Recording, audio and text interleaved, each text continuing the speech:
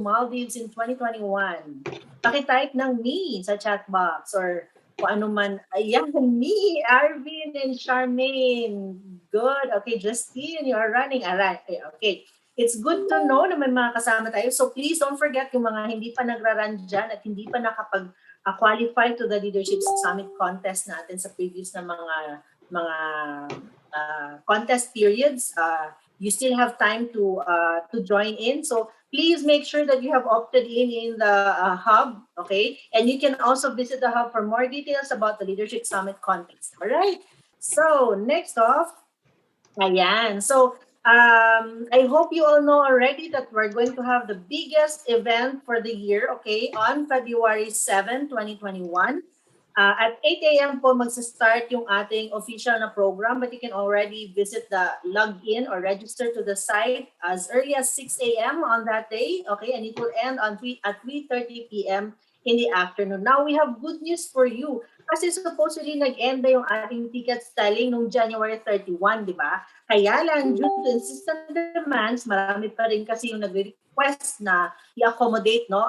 And sayang naman yung opportunity kasi it's going to be a very, very nice event talaga. Very exciting. A lot of training, a lot of learnings. Tapos meron pa tayong mga recognition, no? Tapos meron din tayong mga paraffol. A lot of prizes will be given away.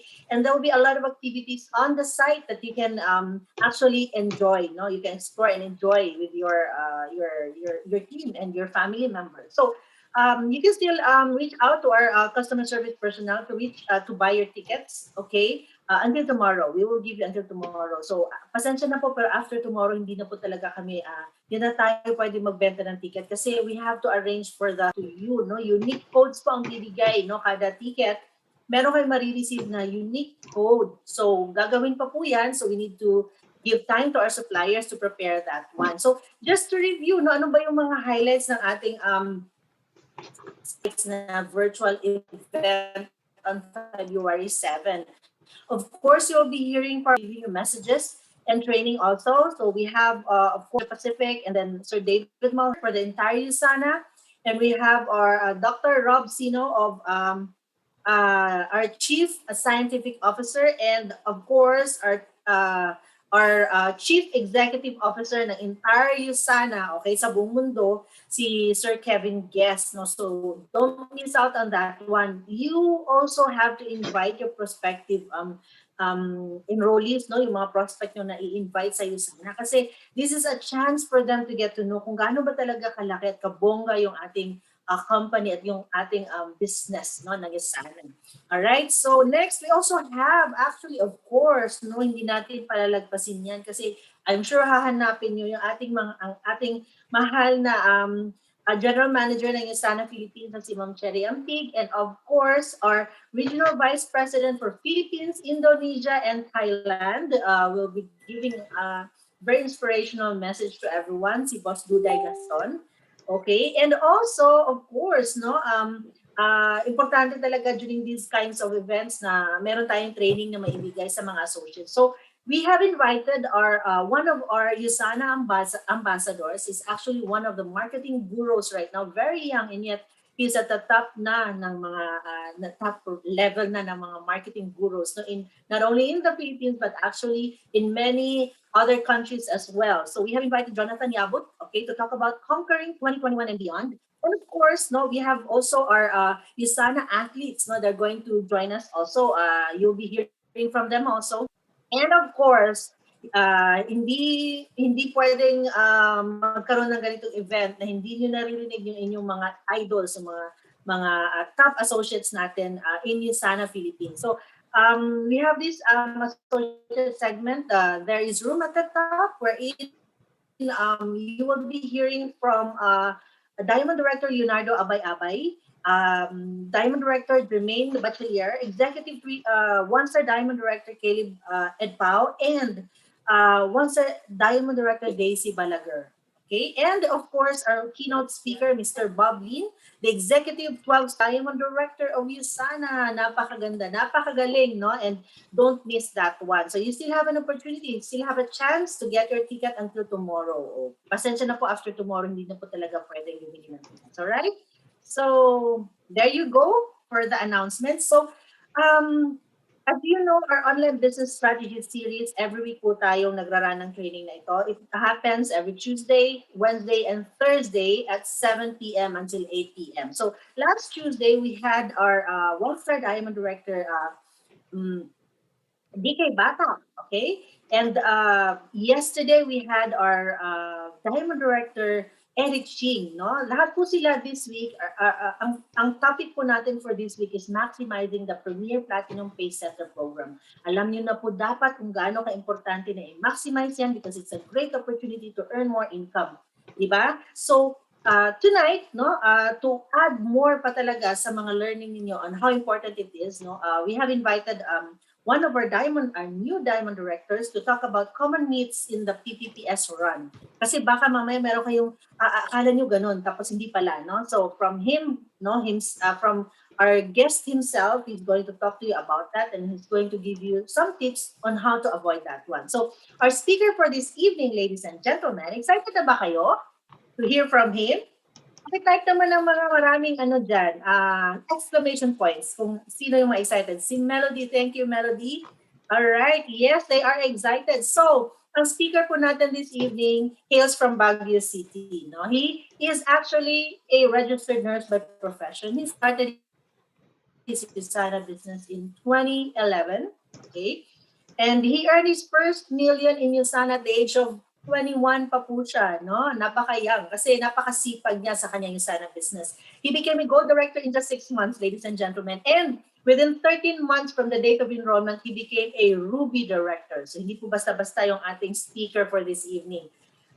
He's actually been awarded as one of the Asia Pacific's rising star, okay? And he also qualified already to multiple travel incentives. And he is one of the USANA Philippines Top Growth Awardees and Top Income Earner Awardees. Okay? Ladies and gentlemen, pasensya na po, pero he is happily married to Caroline Santos. That's one of the most important parts daw ng buhay niya. So, I turn you over, ladies and gentlemen, to talk about common myths in the PPPS run. Hindi ko na patatagalin pa. Our speaker for this evening, Diamond Director Jever Santos. A round of virtual applause for our speaker. Hello, Jever. Hi, ma'am. Hi. Hi. Ayan, so for introducing me. And good evening sa lahat ng mga naka-tune in from the Philippines. Ayan, nakakain na ba kayo? Did you have your dinner or after ba nito? Doon ka pala magdi-dinner? Ayan, so I'm reading all your comments. Ayan, good evening, good evening. Good evening din sa inyo. And of course, no, batiin din natin yung mga nasa ibang time zone. Mga good afternoon sa inyo and syempre good morning din dun sa mga nasa iba't ibang bansa na naka-tune in din right now. Okay, so thank you for sa USANA Philippines for inviting me to conclude this very important topic about the PPPS. And I'm really excited, no? Pinagandaan ko talaga tong training na to so that I could really impart knowledge sa mga audience natin this evening. Okay, so nakakatuwa, I'm sure some of you already came from a different Zoom meeting today.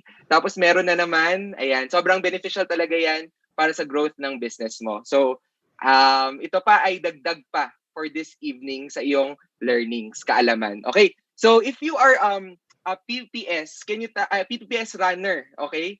If you're running for your PPPS, can you type PPPS sa ating chat box as I share my screen?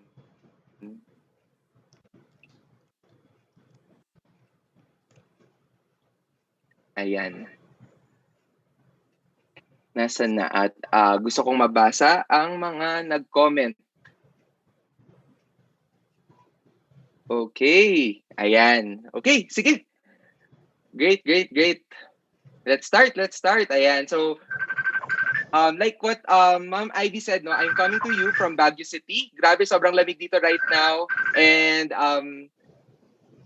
it's, hindi ko na alam parang nasa 9 degrees, 10 degrees dito sa Baguio City. So, sana, hopefully, yung mga gusto pumunta dito one day, no, kapag everything's well and good, dalaw naman kayo dito sa Baguio. Yes. So, ayan, ito yung this is my family. So we are actually both registered nurses. Ako from Baguio City, yung wife ko po from La Union naman siya. And my wife is equally as active as I am doing the USANA business.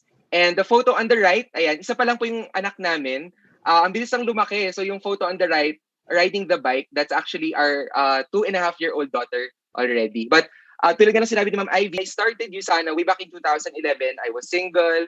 I was only 21 years old back then. And I could say dito na talaga umikot yung buhay namin sa USANA for the past 9 years. Ayan. So may nag-iilocano pa sa ating chat. Okay? Great, great. So, like what my Ma'am Ivy said, I'm a registered nurse and I took up the course nursing for the obvious reason back then. Kasi wala pa naman akong gustong kunin na kurso. Wala naman akong gustong profession back then. Gusto ko lang maging financially successful, okay? And noong mga panahon na yon in 2006, kapag magna-nurse ka, di ba, ikaw yung may high chance daw para makapag-work abroad. And as we know, if you work abroad, malaki talaga yung pwede mong kitain in dollars, maybe Canadian dollars, US dollars, di ba? So kaway-kaway, kung may mga nurses na nandito rin, tuned in for our training this evening. So that was the course that I took in 2006. Unfortunately, ang kalakaran kasi as a nurse, bago ka makapag-work abroad, kailangan mo munang mag-gain ng experience dito sa Pilipinas. And okay lang naman yon kasi kahit ano namang trabaho, kailangan mag-experience bago ka mag-abroad. Kaya lang, dito, they have what you call yung volunteer. So, magjo-duty ka sa hospital ng 2 years. And yung 2 years na yon hindi ka bayad. Ang matindi pa doon, ikaw pa yung magbabayad doon sa hospital. Okay? Para makapag-duty ka to gain experience. And one more thing, it's actually illegal. Ayaw ng gobyerno natin na may nagaganap na ganon. But sad to say, some private and public hospitals, they take advantage of it. Siyempre, additional manpower din yon sa pang-araw-araw nilang trabaho. So, okay lang naman sa akin kasi na-anticipate ko na yun upon graduating college. Kaya lang, yung mom ko kasi, she's actually a single parent and I'm an only child. And when I graduated college, she was already 51 years old. And yung 2 years na hindi ako sasahod dahil mag-volunteer ako, syempre malaking kawalan yon. Sayang yung pwedeng kitain na sana nakakatulong na ako mag-provide for my mom. And that's the reason why I search for a job. Sabi ko kahit hindi high-paying job, ang importante, makasimula na akong sumahod. And my first job, was sa isang review center. Okay? So, dyan sa review center na yan, I was a staff. So, as a staff, my goal is to take care of the students who are taking the board exam. Basta ang goal, maging conducive, yan, yung environment para mas ma-inspire silang pumasa doon sa board exam and eventually get their license. So that was my job back then. Mababa lang yung sahod, nasa 315 per day lang siya. And nung nagkaroon ng opening sa marketing team, pumasok ako dyan. So it was my first experience in marketing. Ang ganda ng titulo ko dyan, I was an executive marketing head, okay? Pero ang job description ko dyan, tiga-abot ng flyers at saka tiga-dikit ng tarpaulin. Okay? So, my role is to recruit students, yung mga nag-graduate na ng nursing, para mag-review sila dun sa review center namin. And maganda naman yung compensation kasi kada taong ma-recruit mo is actually 500 pesos. Okay? So, imagine if makarecruit ako ng 4 na tao in a day, that's 2,000 pesos agad. Kaya lang, ang problema, sobrang daming kalaban na review center. Kasi kung nabalitaan ninyo, di ba, sobrang daming nurses and some business owners, they really transitioned their business to review center. Nakita nila yung market ng nurses. So that was my job back then. And praise God, when the board exam results came out, I was able to land in a high position. Hindi man nakapasok sa top 10, but because of that, ayan, I was given a slot to teach sa review center. So, life was good na naman kasi kada isang oras na magturo ako, I get paid like 1,000 per hour naman. So, example, today, magtuturo ako ng certain subject for 4 hours, I get paid 4,000 pesos. Tapos, ipapadala ako sa Pampanga the following day. It's the same subject na ituturo ko. And gano'n na naman yung pwede kong sahurin. Ang siguro disadvantage lang sa job ko before is nakakapagod siya kasi today Baguio, tomorrow Pampanga, the day after a different province, a different city. Pero if you're young, I was only 20 years old back then. Very thankful ako kasi unlike my college batchmates, nagpapakahirap sila to become volunteers back then, I could say ako, kahit paano sumasahod na. But na-realize ko, dumadami na talaga yung work hours ko and hindi ko na napaprioritize yung family ko. So when I talk about family, I'm referring to my mom back then. So naiiwan ko siya dito sa Baguio, and sabi ko, kaya nga ako hindi mag-a-abroad kasi ayoko siyang iwan. Samantalang, kailangan ko namang mag-travel to different cities and different provinces kasi kailangan ko magtrabaho. And one thing na napulot ko talaga sa compensation plan ng USANA is if you really excel in the business, you could really target two things. That's financial freedom and time freedom. So doon ako na-excite kasi marami ako nakita na people who really dedicate themselves sa jobs nila, and there's nothing wrong kasi they want to provide for their family. Unfortunately, ang nasacrifice talaga is time. They need to work abroad. Lalo pag nurse ka, di ba? Least option yung magstay ka as a nurse dito sa Pilipinas. As much as possible, mag-work ka talaga abroad. Right? And sabi ko, ano ba yung opportunity na in the long run, I would have more time with my family and syempre, earn a lot of money. Okay? And yun na nga, a college batchmate of mine, ayan, he's tuned in right now, nakakatuwa. Okay, right now I call him Coach Martin because he's an active associate also of USANA. He's a Ruby director. He invited me 9 years ago. So sabi niya lang sa akin, may papakita siyang opportunity. Okay, plus yung syempre yung libreng kape. And ako naman tong kaladkarin, no? Sabi niya sa akin, basta pagkakakitaan natin to, I attended the face-to-face presentation back then. So, I don't want to go into details with that. But ang ganda rin nung PPS story ni Sir Martin kasi I found out nung nag-join ako pa lang yung pinakaunang nag-join sa organization niya. But 1 month na pala siyang nag-i-invite. So, he was already inviting for a month. Walang nag-join. And then one day, he invited 8 people. Okay, 8 people. And out of that 8 people, yung 4 doon hindi nag-join. But yung 4 out of that 8 joined USANA. And one of which was ako nga. Ayan. So, hindi mo talaga masabi kung sino yung mag-join sa'yo sa USANA business. All you have to do talaga is just to continue finding that right person for your business. Ayan. Ako naman, I could say, third week ko ata na hit. In my third week of doing the business, I was able to hit my PPS. And you've heard countless stories of people na one day lang nila na hit yung PPS. But when you talk about one day, it's their last day. So, don't be discouraged. Just be excited. Kasi iba-iba ang takda na kwento natin sa pag-hit natin ng PPS natin. Okay? Ayan. So I'm excited for my topic. Like what I said, I really prepared for this. I hope you find value sa ituturo ko sa inyo. Okay? So when I joined USANA, I did it part-time. I was working sa review center pa rin, tapos sinisingit-singit ko yung USANA business. And I truly believe, no, merong tinatawag na part-time magic. Okay? Kasi, dun sa full-time job ko, every time na merong break time, every time na may lunch time, I just make it a point na after ng job ko, meron akong ma-invite, kahit man lang isa or dalawa, para tumakbo yung business ko. And naging automatic sa sistema ko, na pag wala akong ginagawa, ang reflex ko is to grab my cellphone and to start inviting.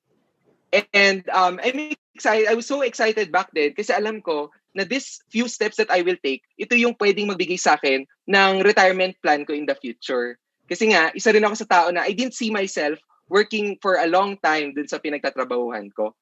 And back in the day, I was also taking up masters kasi nakita ko na yung sarili ko na yung profession ko siguro magtutuloy-tuloy ako sa review center until makahanap ako ng ibang opportunity. So I was taking up masters. And the first few people that I invited were yung mga kaklase ko sa masters ko. And ang ginagawa ko back then, I always make them curious. Ayan. Kasi after ng klase namin, uso doon yung lalabas kami, tapos magkakape, tapos pag-uusapan namin yung mga projects namin, yung research namin, and ako yung may pakana doon sa meeting gathering na yan. Pero I thought of a strategy na pagpapasok ako sa review center, sa master's class ko, ipapa-curious ko sila that I'm doing something different. Okay, so after ng klase, sabihin ko sa kanila, I need to head home na. So gumaganon lang ako, and my classmates, they're curious, pero hindi naman sila nagtatanong. Tapos uwi na ako. Actually, wala naman akong gagawin. Wala pa akong invite noon. Pero ang tumatatak sa isip ko, sana ma-curious talaga sila. And I repeatedly did it every single day. And one day, no, nagtapang na ako to approach my classmates. And sabi ko sa kanila, uy, alam niyo yung ginagawa ko after our master's class? Yan. Tapos they got curious. I invited them. And I think mga nasa 3 or 4 din, kahit papaano, yung napajoin ko when I was starting part-time. Ayan. And kaya nga sabi ko, may magic talaga kasi yung focus mo, yung attention mo, napupunta talaga sa iyo sana after your job, basta you set your mind into it. Ayan. So, ito na. Ano yung mga myths, okay? Ano yung mga, hindi ko alam yung Tagalog ng myth, pero ano yung mga myth na dapat nating malaman habang nag-run tayo ng ating Premier Platinum Pace Setter. Okay? Ayan. So, myth daw is chismis. I think hindi. Okay? The first myth I want to share to you is I need to learn it all first. Okay? I need to learn it all first. So some people, no, they think na kailangan alam ko muna lahat. Kumbaga parang sa school, kailangan nakapag-review muna ako na maigi before ako mag-take ng exam. But in network marketing, it doesn't work that way. The truth is, you need to act. Okay? Kailangan mong mag-take action. Alright? So, I want to share to you a simple success formula that has helped me throughout my USANA journey. Okay? So, definitely, kailangan mo muna, pag nag-join ka sa business na to, mag-undergo ka ng basic training para alam mo yung do's and don'ts, alam mo yung simpleng things that you need to tell your prospect. And immediately, you need to apply it kaagad. Act, and then you learn from, maybe meron kang in-invite, tapos hindi mo na pa-oo ka agad, syempre mapapa-reflect ka, ano ba yung dapat na choice of words na ginamit mo so that mapa-oo mo yung prospect mo. And from there, you adjust and then act again. Okay? So it's that kind of cycle. I remember back then, hindi ako nag-basic training agad, tapos nag-invite ako. So I met my high school batchmates, and madami sila. So pinuntahan ko sila. I was so excited. Sabi ko, uy, I joined a business. Tapos tinanong nila, anong business yan? Basta parang mga supplements. O, di ba? Ganyan yung spill ko. Tapos sabi nila sa akin, ay, supplements? So, marunong ka bang magbenta ng supplements? Hindi. Ay, nako, Jever, sasali-sali ka. Hindi ka naman para marunong magbenta ng supplements. Mga magkano yung puhunan? Sa ko naman tong sagot ng sagot. Sabi ko, nasa 40,000. 40,000, napakalaki, Jever. Tapos hindi mo pa alam magbenta ng supplements. Bigyan mo ko ng sample ng binibenta mong product. Parang may mga multivite. Sigurado ka ba dyan sa pinasok mo? So imagine, instead na ako yung naghihikayat sa kanila to join my business, ako pa yung rene-recruit nila dun sa idea na hindi tama yung decision ko to join you sana. It's because I didn't attend trainings. Okay? But syempre, no, from there, I needed to learn. Ano ba yung dapat kong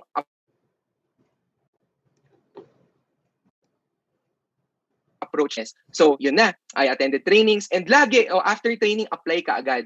Hindi naman tayo mangmang na naka-20 na tayong invite or 30 na invite at wala pang nagjo-join. Magpapaisip ka na talaga, ano ba yung kailangan mong matutunan and ano yung kailangan mong i-adjust, and saka ka mag-act ulit. Okay? Ayan. So, ito. Common mistake of people in the business, they always get ready. Okay?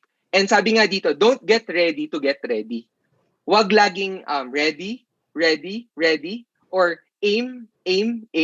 Kumbaga, may naisip ka ng prospect, pero ayaw mo siyang invitein kasi nag-iisip ka pa ng tamang timing, tamang spiel na sasabihin mo sa kanya. Huwag ganon. It would be better talaga to take action immediately. Okay? Sabi nga dito, learn the business, take action steps, and get started. You have a higher probability to have customers and business builders. Remember, no? Momentum begins and excitement rises. Lagi yung tatandaan, ang momentum is kakampi natin sa negosyo natin. And that's what you're building once you take action. And syempre, okay yan yung na-excite ka, and usually, your excitement comes from the progress you see in your business. So ang goal mo talaga, magkaroon ka ng progress. Okay? Kaya nga, I really believe in dun sa tinuturo ni Anthony Robbins, no? You believe in USANA. Example, you believe in USANA kasi nag-attend ka ng trainings, naniniwala ka magandang produkto, magandang negosyo, and then you know naman your potential. fortunately, if you don't act, wala kang results. And if you don't have results, syempre, mapapaniwala mo yung sarili mo na hindi to para sa'yo, bababa yung belief mo. And pag mababa na naman yung belief mo, magda-doubt ka sa potential mo, hindi ka mag-a-act. And if you don't act again, walang results. So it becomes a downward spiral effect. And ang tendency, pwede kang tumigil sa business kasi nga, hindi mo nakikita yung resulta sa sarili mo. Okay? Tignan mo siya the opposite way. What if naniniwala ka dun sa ganda ng opportunity na yun sana? Tapos you know your potential, alam mong kaya mo tong aralin, kaya mo tong gawin, and you take action. And once you take action, may resulta. Pag may resulta, sasabihin ng utak mo sa'yo, grabe, sabi na nga ba, kayang-kaya mo tong gawin, ang galing mo. And with that, nag-increase na naman yung belief mo, increase belief, you see your potential, you take action, you gain results. Okay? So that's the importance of taking action immediately. Okay? Ayan. Are you learning? I hope you're learning so far. Okay. So ito rin, you need to take advantage of the motivation waves. Okay, motivation waves. Being self-motivated in the business is very important. But even ako, no, doing the business 9 years, I could say, even though alam ko kung gaano kaganda yung opportunity, hindi naman ako 24 hours na as in todo every minute, every hour, as in talagang humahataw, nag-i-invite for 24 hours dire-diretso. I just take advantage of the feeling of getting motivated. Yung willpower ko, personally, it comes from after I wake up. Okay? So, when I wake up, ang automatic na gagawin ko, yung pinaka-ayokong task na gawin for a day. Okay? Yung pinaka-komplikadong task. And when you're starting in your Usana business, you're hitting your PPPS, isa sa pinaka-importante is alam mo ano yung core roles na kailangan mong gawin. Okay? So, sabi dito, do your core role before it becomes less interesting to do. Okay? So, ano ba yung core roles if you're running for your Premier Platinum Pace Setter? So, syempre, isa dyan is prospecting. Okay? Inviting. Follow up. Diba? Sharing yung sana. Just opening your mouth and talking to people. So, yan yung core role. So, if you feel motivation from you attended a training, na excite ka, natuwa ka, natuto ka, apply mo ka agad through that. Hindi yung, pag na-excite ka, iba-browse mo yung, aaralin mo yung website, how it works, alamin mo kung ano yung core role, tapos take action dun sa core role na yun. Okay? Ayan. So ito, myth number 2, mga kapatid, is apat, dapat. Okay? Myth number 2 is apat, dapat. So, totoo naman, ang instruction sa atin, for you to hit your Premier Platinum Pace Setter, minimum of 4 people, tas 1,600 points. And that could honestly jumpstart your business. But if your goal is to build a huge organization, hindi sapat ang apat. Okay? I don't think there is a diamond director na literal, apat lang talaga yung sponsor niya magmula nung nag-start siya sa kanyang Usana business. Okay? Ayan. So the truth is, not apat dapat, but 4 or more. 4 or more. Okay? Ayan. So, this photo na pinapakita ko sa inyo ngayon, this is was taken when I got recognized as a silver director years ago. Ayan. Bakit pinapakita yan? Kasi I believe yung pag-rank advance has really something to do when you run your PPPS. And not just run it once, run it repeatedly. Okay? So, like what I said, in my first week, may napajoin ako isa. Ayan. And on my 3rd week, I became PPS builder. So, builder rank. And I finished my PPS in 3 weeks. So, sabi ko, why stop here? Tuloy-tuloy na natin. So, maganda mag-consistent income. Pero ang tinuro sa amin back then, mag-rank advance ka na to director. So, I got excited. And paano ba mag-rank advance to director? Sabi ko, i-run ko na lang ulit yung PPS ko. So, in another 3 weeks, in the span of 3 weeks, after I became builder, I ran my PPPS again. And with that, I became director.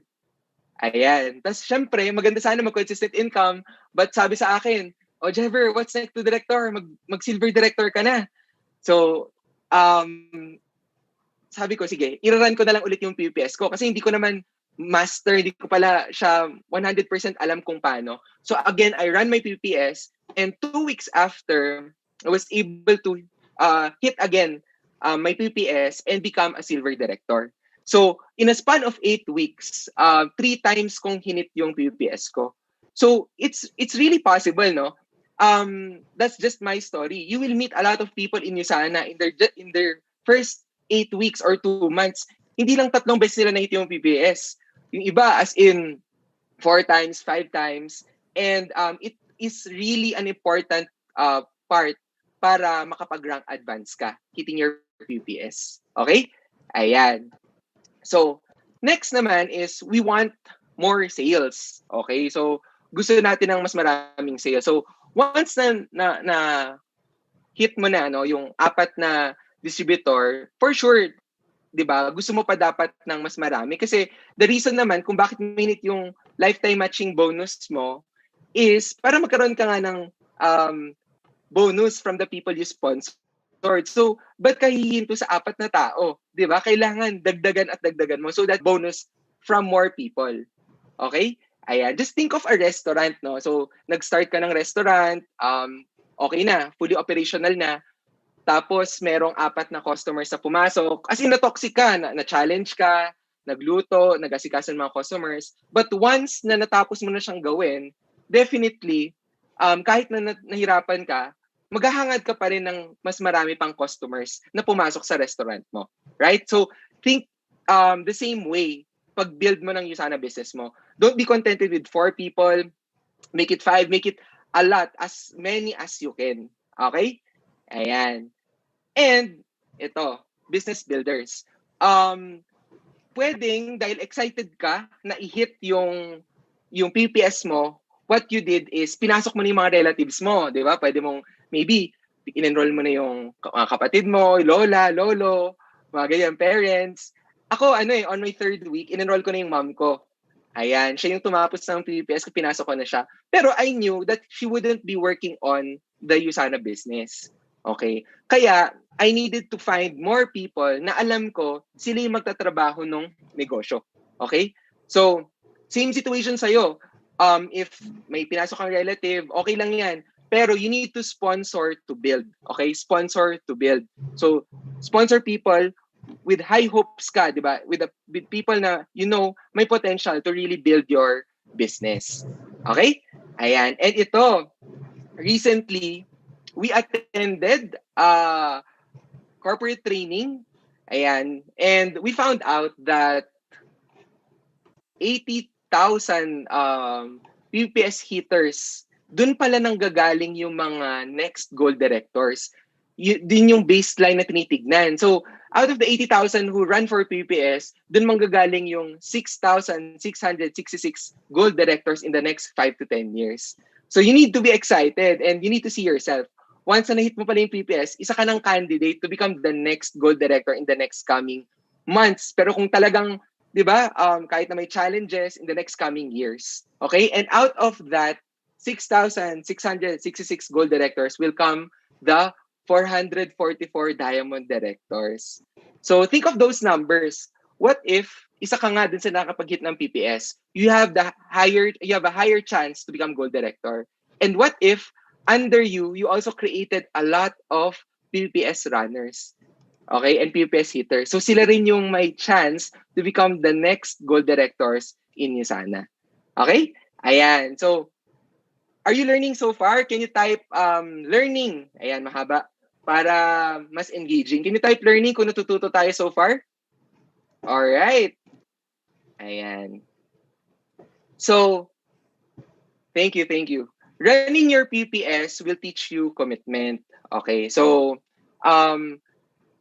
it was my first time to engage with network marketing. So wala akong kamalay-malay kung paano to gawin.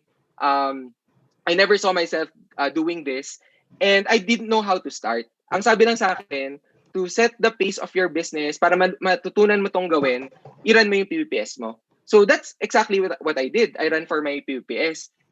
And doon ko nakita, no? Doon ko nalaman yung paano siya gawin. Okay? Yung pressure, yung excitement, ganito pala. Yun yung tumatakbo sa isip ko nung rinarun ko yung Premier Platinum Pace Setter. And siguro, no, as a perspective ng isang upline, it would be very difficult to teach, associate kung paano mag-director, paano mag-silver, paano mag-gold, and even paano mag-ruby or diamond if that person did not attempt to run his or her PPPS. Kasi I really believe na yung pag-run ng PPS, dyan mo mafe-feel yung may deadline ka, yung do whatever it takes, dyan mo matututunan yan, di ba? Some call it PKP, patay kung patay. Dyan mo matututunan yung run mode. Dyan mo mafe-feel yung positive pressure, 'di ba? Yung excitement na may goal ka. Sa pag-hit mo ng PPS yan eh. And if you want to become a director, gold, or even diamond, it's the same. Okay? Feeling that you need to feel. Yun nga lang, syempre, maybe mas madaming points ang kailangan pumasok. Mas maliit na period of time kasi 'di ba if you run for silver example, it's just 1 week. Pero it's the same feeling. Kaya nga I always encourage, 'di ba, new distributors, wag mong papakawalan yung PPS, not just for the sake of earning $200 dahil nga may naipasok ka, but because yan yung kailangan mong ma-feel, yung mga na-feel nang nag-run din ng PPS and nag-run ng mga major ranks in the business. Okay? Ayan. So, why recruit for nga naman if the market is huge? Okay, so this is the searches for opportunity finds at temporal landmarks. So, kailan ba mas tumataas ang pagtingin ng mga tao ng mga opportunities? So, pag after ng holiday, 18% na nag-i-increase ang pag-search nila ng opportunities. Okay, so ano ba mga holiday? Pwedeng Christmas, pwedeng sabihin ko sana Valentine's, kaya lang baka maraming ma-offend. So, hindi na. Basta holidays, gets yun na yun. Okay? Tapos, sa start ng week, okay? So, 14% increase kapag nagsisimula ang linggo. So, pwede kasing maybe Saturday, Sunday, nag-enjoy siya with the family. Tapos, pagbalik ng Monday, nako, kailangan ko na magtrabaho. Is this life? Na ganyan, no? So, hanap siya agad. Ano ba yung pwedeng opportunity? Okay? And as we all know, marami naghahanap ng opportunity sa start ng taon. Okay? Imagine, 82% increase ang naghahanap ng opportunity. And I could say, no, even though it's already February, it's still the start of the year. Okay? Alam niyo naman, di ba, sa mga gym, January, February yan ang pinakamataas ang enrollment rate. Kasi ang daming gusto magpapayat. Tama? Yung mga nag-commit ng diet, sabi nila, pag nag-start na yung bagong taon, doon ako magda-diet. Ayan. So why not offer them, di ba, the products that we have? Tama? And the opportunity that we have. Knowing na ganito pala kataas ang mga kadami ang naghanap ng opportunity. Okay? Ayan. So, the question is, how do I maximize the huge market na meron? So, pwede mo sabihin, Jever, oo nga, ang dami namang maraming ang market, but how do I do it? Okay, so I just want to give you reminders when you are already inviting people, no, for your Premier Platinum Pay Setter. So, una is don't dwell. Okay? Don't dwell. So, yung mga kumukuha ng oyster, 'di ba? Some of the oysters may laman silang pearl. And out of 100 oysters pala, 5 lang yung pearl. Kaya kapag ikaw yung nagfi-fish ng mga oyster, ang task mo talaga is magbukas ka talaga agad ng mabilis ng mga oyster. So pagkakuha mo ng oyster, open. Pag walang pearl, set aside. Tapos kuha ulit ng next na oyster, open ulit. Tapos pag walang pearl, next. Mabilis. Para matapos yung 100, and out of that 100, hopefully, di ba, nandun yung sinasabi nilang 5 pearl. And it's the same thing that we need to apply in hitting our PPPS. So we need 4 people at first, di ba? So may mapresentan ka. Pag it's I'm not telling you not to do follow-up. Follow-up is very important. Kaya lang, di ba, studies show na every 6 months nagbabago ng isip ng tao. Eh kung hihintayin mo pa siya ng 6 months at saka matatagalan ka pa sa pagpapaasa niya sa'yo, di ba? Ayan. So itigil na natin yung pag-asa, okay, sa mga tao. 6 months, isa-set aside mo, mag-focus ka muna sa people na readily i-grab nila kaagad yung opportunity. So just keep on inviting. Sabi ko nga dito, it's actually a numbers game while starting. Until matutunan mo how to invite quality people in your business. Okay? So, di ba pag kumuha naman yan ng oyster, Tapos, pagka-open niya, walang pearl. Hindi naman niya ikukuskus sa puwet niya at papainitin. Tapos, titignan niya ulit yung oyster. Ay, baka sakali. Di ba? Hindi na. Pagka-open, tapos wala. Set aside, set aside, set aside. And then, keep on inviting muna. Okay? Bring in new people lagi. Okay? From your prospect list. Okay?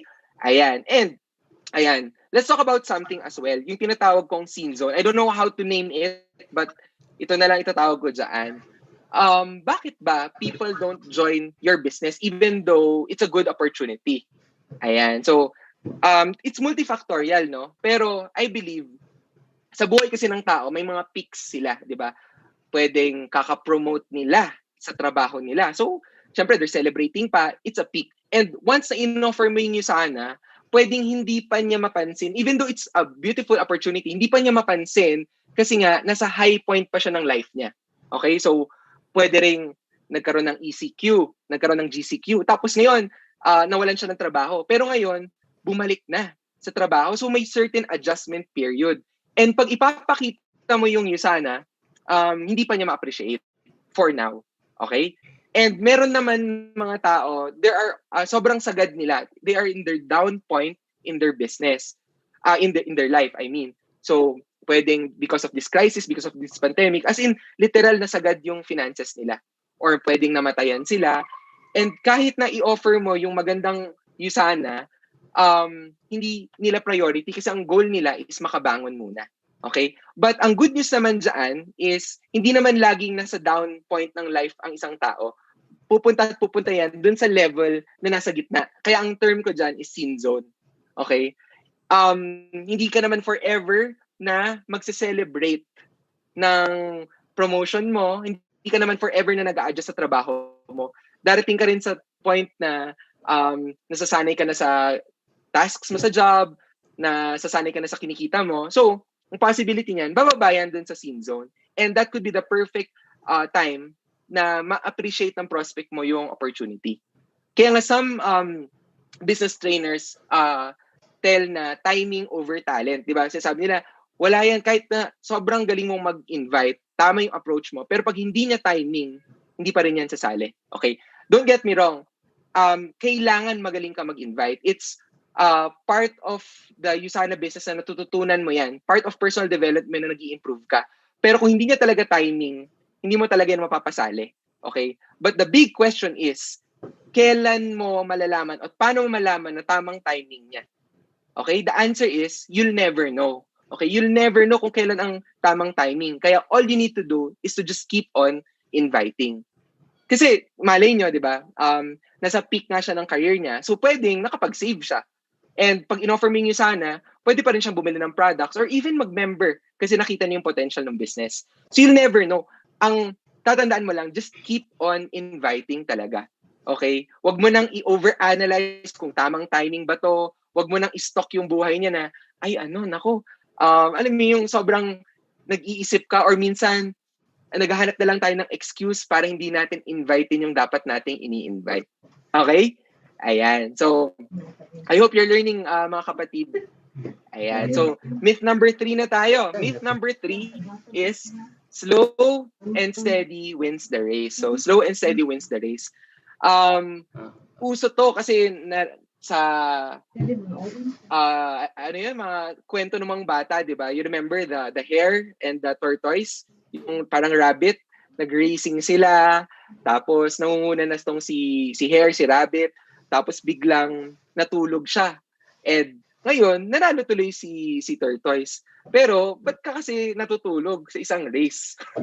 Tama? Ba't kasi natutulog? So, pili ng mga tao, you join an opportunity, dapat chill ka lang, diba? Come what may, go with the flow. Pero the truth is, it's a myth, especially if you're hitting your PPS. The truth is, kailangan mabilis ka. Because success loves speed. Okay? Success loves speed. And speed builds momentum, and momentum builds your business.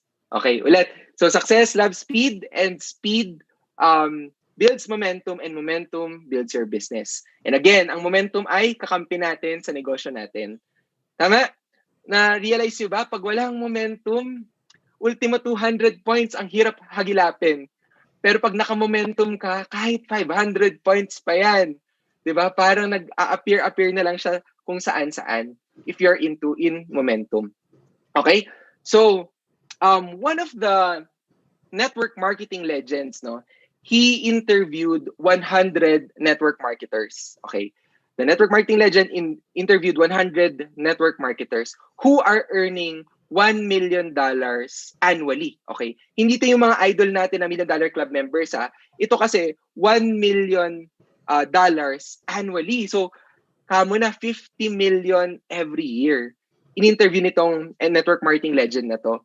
And he found out something common dun sa 100 na network marketers. Ano yung something in common?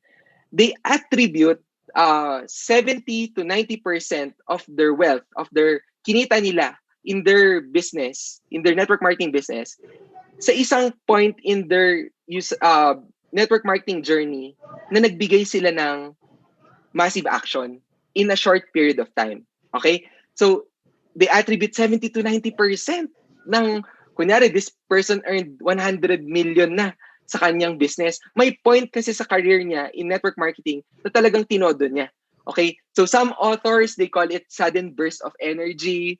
Some authors, they call it massive effort, big bang, major blast, gigantic action. Ang dami, no? Mga ganyan yung mga term nila in a certain period of time. And that cost their big income up to today. Okay, so why am I sharing this to you? So that ngayon pa lang na nagsisimula ka pa lang, you're running for your PPS, perfect, kasi 2 months ang inalat for us to run your PPS. Give it that massive action. Give it that sudden burst of energy. Give it that big bang. Okay? And trust me, from there, manggagaling yung momentum. From there, manggagaling yung malaking income mo. Okay? Ayan. So, ayan. Okay? Next. Ito. This is really something important na gusto kong i-share sa inyo. When you hit your goal can be as important as why and how you do hit your goal. Okay? When you hit your goal can be as important as why and how you do hit your goal. In our business, we also always talk about why. Tama ba? Bakit mo kailangan gawin to? Di ba? Kasi I want financial freedom. I want to become healthy. Yan yung why natin. Di ba? I want to share health sa marami kong relatives and friends. Pero, meron ding how. Di ba? How to invite, how to prospect. We talk about that. But you know what? When you hit your goal is also equally as important. Ba't ko naman nasabi? I could say, no, siguro kung hindi ko na-hit yung PPS ko when I was starting, I may not be where I am right now. Kasi when I hit my PPS, I learned to believe in myself na kaya ko pala. Kasi syempre, I was 21, I didn't have sales background. Pero nung may napajoin akong isa, tapos nasundan, nag-build ako ng kumpiyansa sa sarili ko na I could do this. And if you want to be a diamond, you start with PPS, di ba? Nahit mo yung PPS, it gives you confidence, you become a believer, builder, director, and so on and so forth. Because you were aggressive when you were starting. Okay? I remember an exercise na pinapagawa sa akin nung nagsa-start ako, di ba? Sabi nung coach ko, Jever, bilisan mo, di ba? Pinapataas niya yung kamay ko. Maybe if you're tuned in right now, pwede mo rin siyang gawin, no? Ayan, pinataas yung kamay ko. Ayan. So, pagkataas ng kamay ko, sabi niya, mabigat ba? Sabi ko, hindi naman. Okay. Tapos, 1 minute na, hindi pa niya pinapababa. Tapos, anong feeling? Okay lang naman. Next, di ba? Tapos sabi sa akin, sige, 5 minutes. So, as in, literal, 5 minutes na kataas yung kamay ko, talagang nangawit na ako, nakakangawit. And doon ko na nafe-feel yung pressure sa kamay ko. And sabi ko, masakit na. Okay? And to relate it to our business, totoo talaga, pag pinapatagal natin yung success natin, pinapatagal natin yung pwede nating i-hit na goal natin, mas tumataas yung pressure, posibleng mas sumasakit din. Kaya, di ba, you need to twitch something in your mind and tell your mind na game, kailangan na nating bilisan. Okay? Ayan. And syempre, di ba, kaya nga create yung PPS kasi that's totally the purpose, to set the pace of your business. Okay? Ayan. So, myth number 4, actually this is the last myth that I want to share to you. it's just 2 months. Okay, di ba? 2 months lang naman yan eh. But you know, the truth is, yan, it's lifetime. Lifetime. Okay? So, ito lang, me and my wife, we hit our PPS in 2011. Okay, 2011, tandaan niyo yung date na yan. And from there, we continued sponsoring. And ngayon, we already have 2 directors na sponsor namin and we're earning matching bonus from these 2 people. And 3 silver directors na we are earning matching bonus as well sa kanila. Pero if you see the dates, no, they joined 2012, 2014, 2017, 2018, 2020. Alam mo, I get mind blown kasi who'd have thought na yung effort na ibubuhos ko ng 2011, ganito pala kalaki yung impact as the years went by. 'Di ba? Kasi it was just a theory na i-hit mo yung PPS mo, someday may mga yung mga hindi nag-join sa'yo, ngayon sila magjo-join and you will earn a bonus from them. Di buti na lang, yes coach attitude, tinabaho lang talaga. Okay? And right now, we also have ito in 2014, my college batchmate, also a registered nurse, joined us. So nag-sponsor namin siya. And since 2014, we're earning matching bonus from her. Okay? Tapos another one, Joel Kayad and Gay Kayad, they became gold directors. They joined in 2018. Tapos may natatanggap kaming matching bonus sa kanila. Imagine, no, last year, they hit Leadership Summit to Tokyo. Ayan. So, nakaroon kami ng matching bonus. And that's 7 years apart from the moment that we were able to hit our PPS. So, I hope nakikita ninyo kung gaano ka laki, okay? Gaano ka importante, gaano ka bigat yung term na lifetime talaga. Okay? 2018, Christina and Michelle are actually the first Filipino gold directors in Germany. So nag-join sila sa amin 2018 and they hit their leadership summit last year in Jamaica. Tapos na-hit din nila yung Florida travel incentive. So nakakatuwa kasi nga grabe, matching bonus na naman ito. Okay? And last year, October of 2020, my high school batchmate recently joined. And in just the span of 4 months, they're already running for their 3rd week na nila this week for gold directorship. And yun na, again, di ba? 9 years apart, pero nakakapag-benefit pa rin kami from the PPPS. Ayan. And mind you, di ba, these people, if you ask your coaches who are gold directors as well, di naman titigil yan as gold directors lang. They will go for Ruby, and syempre, Diamond and Star Diamonds. Okay? So, let's really take advantage of this PPS program. Okay? Ayan. So, ito lang, final tips din sa inyo. Alam niyo yung term na post-mortem, di ba? So, when you talk about post-mortem, ito yung, pag may namatay, iba-backtrack mo. Paano ba namatay itong tao na to? Ano yung cause? Ganyan. That's post-mortem. Pero may term pala na pre-mortem. Pre-mortem. Ito yung, bago pa mangyari ang isang bagay, ina-anticipate mo na yung pwedeng mangyari. Okay? So, example, you have a goal. It's 2 months para ma-hit mo yung PPS mo. So, isipin mo na, ano ba yung mga possible na struggle, na obstacle na may encounter mo? So, is there a possibility na in the next 2 months na binaran mo yung PPS mo, tamarin ka? Okay? May possibility ba na mabisi ka sa trabaho? Is there a possibility na mabisi ka sa gawaing bahay or mag-alaga ng anak mo? And with that, no, because you know that already, pwede mo nang i-anticipate and alam mo na yung mga actions that you need to take. You need to set aside time talaga kung gusto mo talagang ma-hit tong PPS na ito. Okay? So that's pre-mortem. I-attack mo yung goal mo na may pre-mortem mindset ka. Okay? Ayan. Wag post-mortem kasi natapos na tapos isipin mo, ay, bakit hindi ko na-hit? Okay? Dapat pre-mortem ang approach natin. Okay? So I hope you're learning. I hope you're earning. Siyempre, I hope you're earning as well. But we're patapos na po tayo. I just want to share to you a story. So, like kung kinikwento to sa team ko kasi it's really meaningful for me. Okay? So, it's a story of Gideon. So, Gideon is a personality in the Bible. He is actually a farmer. Okay? But this farmer, he was tasked to deliver God's people from the Midianite oppressors. Okay? So, ang concern nun, sobrang dami ng mga Midianites mga panahon na yon. And yung mga Israelites, natatakot sila, so nagtatago sila. And then, one day, an angel met Gideon. Tapos, ang sabi nung angel sa kanya, God is with you, mighty warrior. So, unang pumasok sa utak ni Gideon, if God is with me, bakit nangyayari to sa Israel? Ganun yung mindset ni Gideon back then. Tapos, yung mighty warrior, siguro tinitignan niya yung itsura ng angel. Minamak mo ba ako? Ba't mo ako tinatawag na mighty warrior? I'm just a farmer. And not just a farmer, kasi he belongs to the weakest clan. And not only part of the weakest clan, he is the least in his family.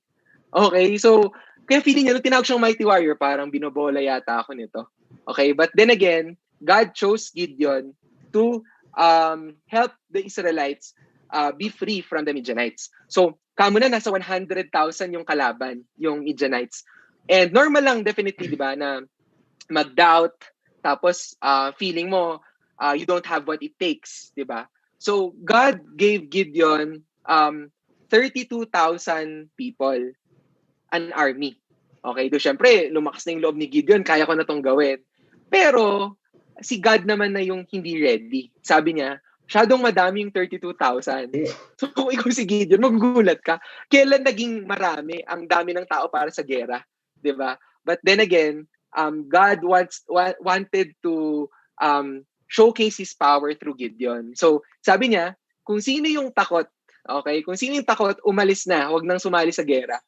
And 22,000 people yung umalis. So, ang natira na lang, 10,000 na dun sa army ni Gideon. Tapos, sabi na naman ni God, ganito, masyadong marami. Magtanggal pa tayo. Kung sino yung iinom ng tubig, gamit yung kamay nila, sila yung may iwan. Eh, ang uminom lang sa tubig, gamit ang kamay nila, 300 na tao. Okay? So, they were left with 300 people na lalaban dun sa 100,000. And eto na, nag-doubt lalo si Gideon. But, God told him, sabi niya, Gideon, if you're in doubt, ganito gagawin mo. Punta ka dun sa, nandun kasi sa mountain baba ka dun sa camp ng mga kalaban, tapos pakinggan mo yung pinag-uusapan nila. Okay, so syempre si Gideon, ginawa naman niya. And pinakinggan niya, yung dalawang kalaban nag-uusap sila. One Midianite said, nanaginip ako, sabi niya gano'n. Meron daw malaking bread na gumulong-gulong, tapos nasira yung army natin, nasira tong kampo natin. And sabi naman nung isang kausap niya, ay ganun ba? Naku, feeling ko, binibigay na tayo sa kamay ni Gideon. Tapos, alam mo itong si Gideon, nagulat siya kasi, kilala nila yung pangalan ko? They know me? They know na mag-a-attack kami? And God impressed sa heart ng mga kalaban ni Gideon na they will attack and you need to surrender.